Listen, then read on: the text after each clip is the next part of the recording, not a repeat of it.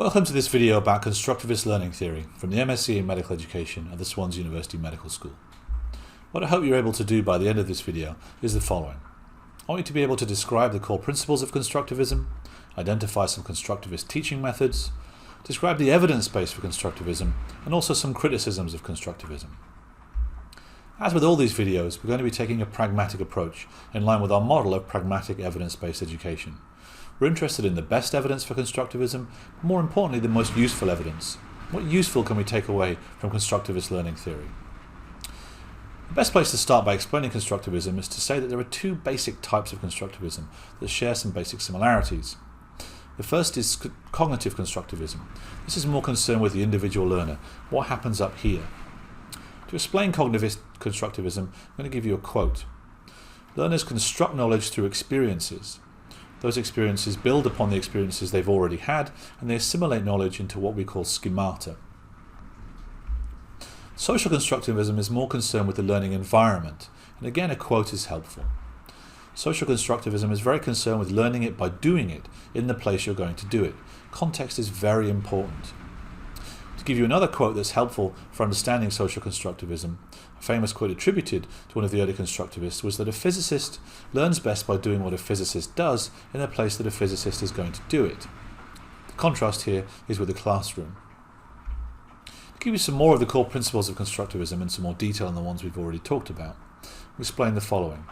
Many of the core principles of constructivism are defined by what they're not as much as by what they are. Let me give you an example. Constructivism is very much concerned with experiential or discovery learning, where students construct learning for themselves under the guidance of a facilitator rather than a teacher. The contrast here is often with passive learning. This passive learning is often described as taking place in large lecture theatres with groups of disinterested and unengaged students. Constructivism is very much concerned with small group teaching, 8 to 10 students with a single facilitator. As we've already said, Constructivism places great emphasis on learning happening in a relevant context, in contrast with the classroom. This is particularly important for things like the healthcare professions.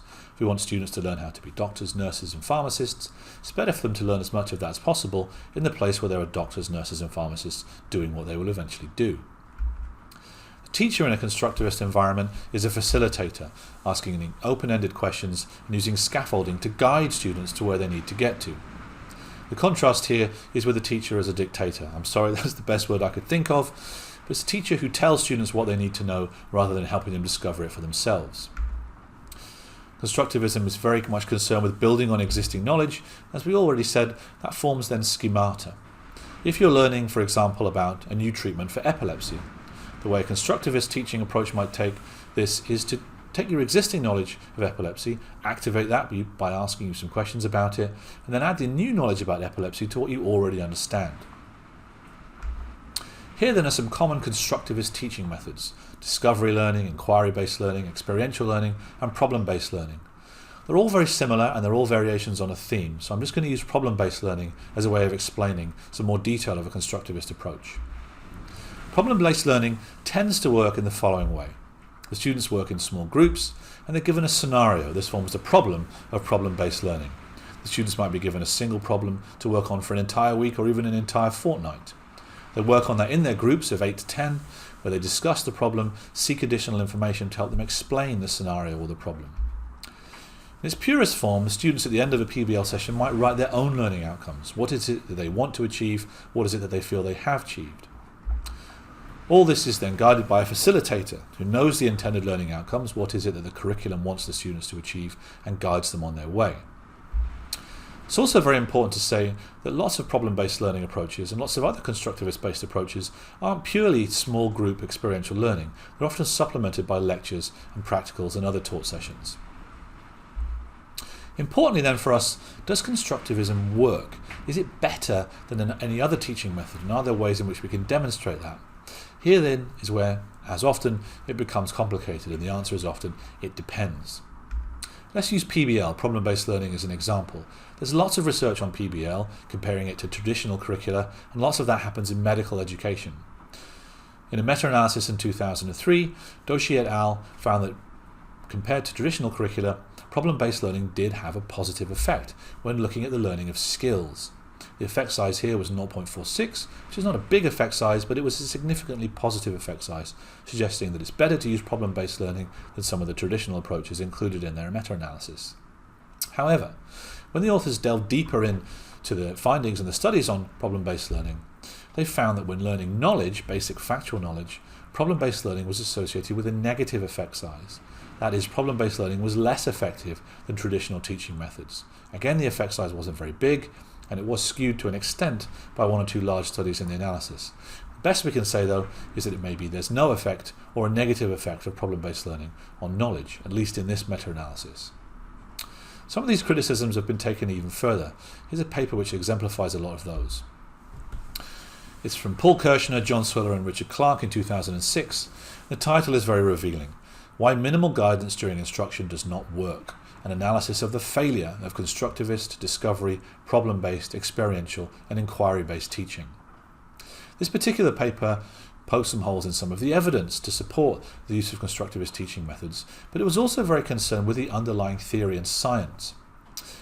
The basic punchline was that the authors believed that constructivism fails to take account of the way that human beings learn, the basic cognitive architecture of learning. In particular, the different types of memory that are important. I'm going to bring you back to something we've talked about in previous videos. There are three basic types of memory that are important for helping us understand and learn. The first is short-term memory. This is basically sensory processing. We are processing huge amounts of sensory information at any one time. When we pay attention to a particular piece of information, then it goes into our working memory while we work out what to do with it. If we are lucky enough to eventually learn what it is we're paying attention to, then it ends up in our long-term memory. A critical thing then that's missing from lots of constructivist approaches is an acknowledgement of some of the limitations of the middle one of these types of memory, working memory. Working memory has a very, very limited capacity, considered to be between 4 to 7 chunks of information. Once we can get information through working memory, then long-term memory has a huge capacity. But most of the things that we have to learn have to pass through working memory first. The idea is that by simply immersing students in information and asking them to construct meaning for themselves, their working memory becomes overloaded. It's not possible for them to identify the most useful and relevant pieces of information, and they spend a lot of time being overloaded with information that's not necessarily relevant. They might get there in the end, but the amount of time that it takes and the stress and pressure it creates are overall a net negative. More importantly then, for our purposes, is constructivism useful? There are problems with the underlying science, and there are problems with the underlying evidence.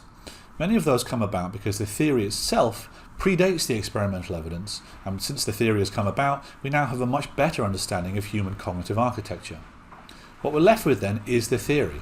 Is it useful? Let's go back to some of the underlying principles. This is a slide I showed you earlier with some of the core principles of constructivism on the left, and some of the things that are set against on the right. If we take some of the things that constructivism is not, it's not passive learning by large groups of students in lecture theatres, in a classroom that's in a relevant context, led by a dictator who's telling students what it is they need to know. Most learning theories would not advocate this sort of approach. There's nothing specific to constructivism that says that large, disengaged groups of students are probably not the most effective way to learn. There's similar approaches found when we consider some of the core principles of constructivism. Particularly if we think about learning in small groups and learning in a relevant context, most learning theories would say that this is a good thing. Teacher as a facilitator, experiential discovery learning does come with some of the problems that we talked about earlier. There are some other criticisms of constructivism, and I'm going to talk you through 4 of the most important. Constructivism suggests that learning is best when students construct their own meaning from their experiences, building upon the experiences that they've already had, making mistakes along the way in an experiential fashion, and learning in an authentic environment. This is difficult when we're considering so-called novice learners, students who don't yet have any relevant experiences upon which to build. This difficulty is particularly significant when students are learning a high-stakes skill or in a high-stakes environment, where a student is learning how to fly a plane, or is learning how to do surgery, is learning how to prescribe medicines. It's difficult for us to let them do that in a truly experiential way, making mistakes as they go. The stakes are just too high. The next 2 concerns relate to the amount of time that it takes for constructivist learning to be enacted compared to more traditional forms of teaching. A related concern is the amount of resource that it takes to put in a truly constructivist teaching approach. If you can consider a traditional teaching session, let's say a lecture to 200 students about some basic physiology. If we take that same lecture, we turn it into, say, a PBL situation or another constructivist discovery type situation. We take those 200 students and one lecturer, now we need 20 different facilitators for that same group of students. We need 20 rooms. It's probably going to take them a lot longer to get to the same place. This isn't necessarily to say that it's worse to use a constructivist teaching approach, but we do have to think about those resource and time considerations alongside the benefit that the students might gain. Think about the evidence that we talked about earlier on. There's a lot of evidence to show that constructivist approaches maybe do have a net positive approach, but it's small. Or there are other studies that say that there's no overall benefit to using a constructivist approach. If we then take a pragmatic consideration of the resources and time that we need to get to the same place we could have got to anyway using a traditional method, then that's a concern about whether it's really worth putting on a constructivist teaching session.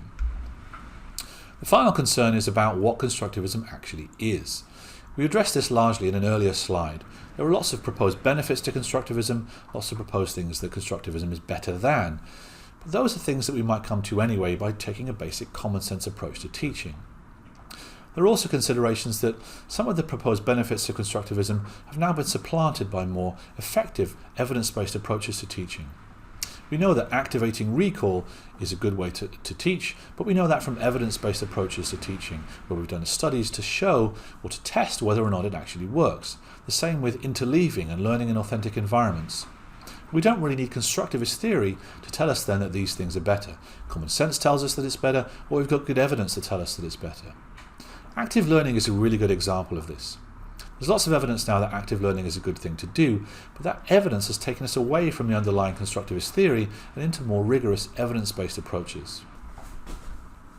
With regard to the question of whether or not constructivism is useful, I think the answer is, on balance and in general, probably not. When constructivism first came around, it had lots of good things to say. Many of those good things have now been tested. Some of them work and some of them don't. The ones that work have been developed and refined, and we probably don't need constructivist learning theory to make sense of them and to apply them. We can get that information from other sources that are more useful to us as educators. Another example of this is one of the final proposed benefits of constructivism. Students do say, on balance and in general, they prefer constructivist learning approaches, things like inquiry-based learning and PBL. It's not all students all of the time, but in general and on balance, there is an overall enhancement of student satisfaction.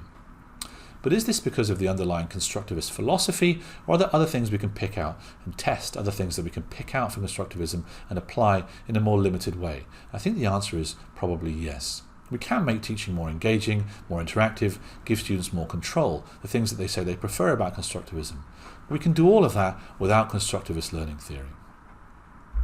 Here then are some of the references we've cited in this video. Some general references about learning theories and a specific reference and meta-analysis of PBL. If you have any questions about the content of this video, please do send us an email. If not, I'll see you in the next video. Bye-bye.